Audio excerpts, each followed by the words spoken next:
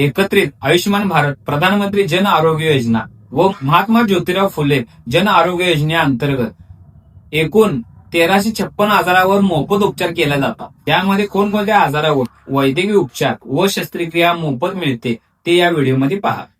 Cancer, हृदयरोग शस्त्रक्रिया, मूत्रपिंड व मूत्रमार्ग विकार शस्त्रक्रिया, मेंदू व मज्जा संस्था विकार, अस्थिविंग, जठर व आतडे शस्त्रक्रिया, प्लास्टिक सर्जरी, जळीत, स्त्रीरोग, बालरोग, त्वचारोग, नेत्र शस्त्रक्रिया, मोतीबिंदू वगळून, कृत्रिम अवयव, सांधे प्रत्यारोपण, खुबार, मानसिक आजार इत्यादी आजारावरती योजनेअंतर्गत मोफत उपचार व शस्त्रक्रिया केली जाते.